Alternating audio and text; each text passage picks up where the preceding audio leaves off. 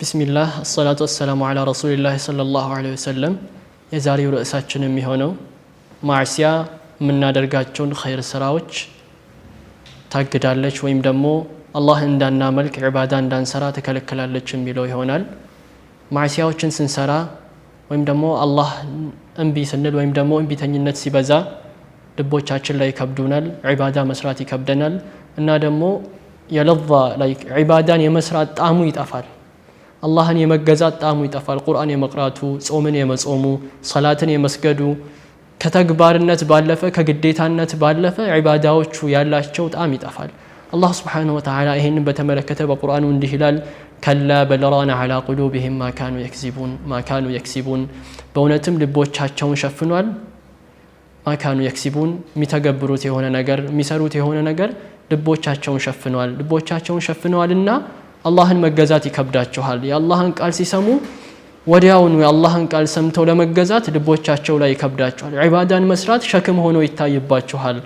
አላህ ማንኛውንም የዒባዳ አይነት ነገር ማድረግ ኃላፊነት ሆኖ ይሰማቸዋል። ለአላህ ቀረቤታ ይልቅ ኃላፊነት ሆኖ ይሰማቸዋል ይላል አላህ ሱብሓነሁ ወተዓላ በሌላ አያ ሲናገር፣ ወመን አዝለሙ ሚመን ዙኪረ ቢአያቲ ረቢሂ ፈዐረደ ዐንሃ ወነሲየ ማ ቀደመት የዳህ፣ ምንኛ ክፉ ሰው አለ፣ ምንኛ በዳይ ሰው አለ።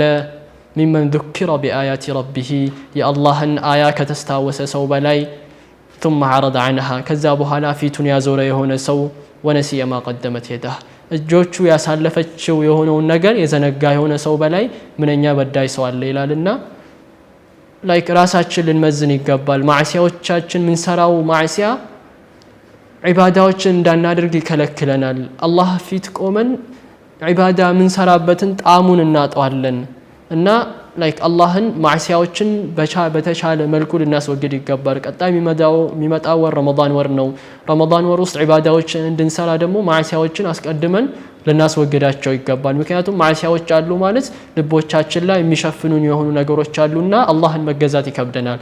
ስለዚህ በተቻለ መጠን ማዕሲያዎችን ልናስወግዳቸው ይገባል ማለት ነው። አላህ ሱብሓነሁ ወተዓላ በሌላ አያው ወማ አሳበኩም ሚን ሙሲበቲን ፈቢማ ከሰበት አይዲኩም፣ አንድ ችግር አይገጥማችሁም ወይም ደግሞ አንድ ሙሲባ በእናንተ ላይ አይወርድም ፈቢማ ከሰበት አይዲኩም፣ እጆቻችሁ የሰራችሁ የሆነ ነገር ቢሆን እንጂ። እና እያንዳንዱ የሚደርስብን ሙሲባ እያንዳንዱ የሚደርስብን ችግር እጃችን የሚሰራው ማዕሲያ ነው ወይም ደግሞ እኛ የምንተገብራቸው ማዕሲያዎች ናቸው።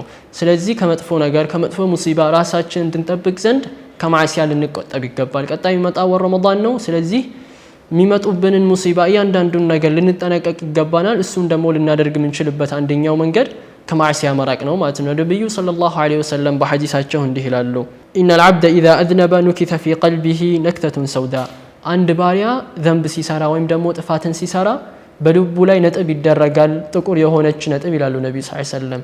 ልቡ መላው እስኪ ጥቁርና ምንም ማየት እስኪያቅተው ድረስ ይላሉ ነብዩ ሰለላሁ ዐለይሂ ወሰለም። ስለዚህ ማዕሲያን ስንሰራ የሆነ አንዴ ተግብረነው የሚያልፍ ነገር አይደለም፣ ልባችን ላይ የሚቀመጥ የሆነ ጥቁር ምልክት ነውና ዒባዳዎቹ እንዲከብዱን ያደርጋሉ። ልቦቻችን ላይ ይከብዳል። ዒባዳውን ስንሰራ እንዲከብደን ያደርግብናልና በተቻለ አቅም ማዕሲያዎችን መራቅ አለብን።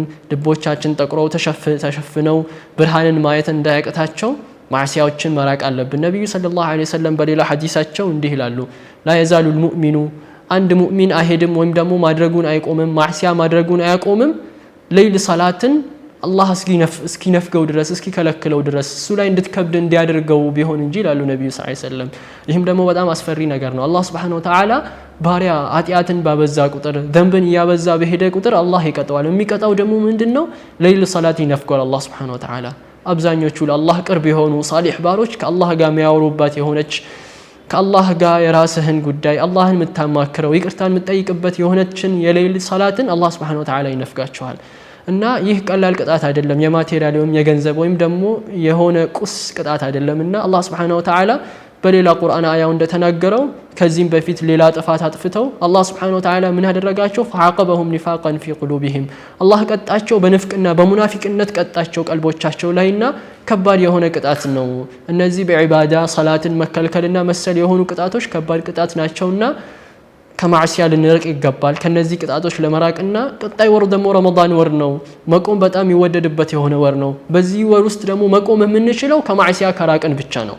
ማዕሲያ ያለበት ሰው አላህ Subhanahu Wa Ta'ala ባሪያ ማዕሲያ ባበዛ ቁጥር አላህ ሌይል ሰላትን ሐራም ያደርግበታል which means ረመዳን ወር ውስጥ ልንቆምና ልንሰግድ ማዕሲያዎችን መራቅ ይኖርብናል ማለት ነው እና ማዕሲያዎች ደግሞ ላይክ ልባችን ላይ ይከብዳሉ ክብደትን ይኖራቸዋልና የተለያዩ ሰሃቦች ነብዩ ሰለላሁ ዐለይሂ ወሰለም በተለያዩ ጊዜ መተው ያማክሯቸው ነበር ያ ረሱላህ ልቦቼ ላይ እንደዚህ ማዕሲያ ከብዶኛል ምናምን ይሉ ነበርና ኢባዳዎች ይከብዷቸው ነበርና ነብዩ ሰለላሁ ዐለይሂ ወሰለም ይመክሯቸው ምክር ማዕሲያን እንዲርቁ ነበር ወደ አላህ ተውባ እንዲመለሱ ማዕሲያን እንዲያርቁና አላህ Subhanahu Wa Ta'ala በልባቸው ላይ ያለውንም ክብደት ጭምር እንደሚያቀልላቸው ነው ነብዩ ሰለላሁ ዐለይሂ ወሰለም የተናገሩት ስለዚህ ሻዕባን ወር ረመዳን ወር ከመግባቱ በፊት ዒባዳዎችን እንድንሰራ ማዕሲያዎች ይከለክሉናል ስለዚህ እነዚህን ኦብስታክሎች ወይም ደግሞ እነዚህን የተለያዩ የሚያስቸግሩን የሆኑ መሰናክሎችን የምናስወግድበት በልባችን ላይ የተሰራ የተገነባ የሆነ የማዕሲያን ግንባታ ወይም ደግሞ አጥር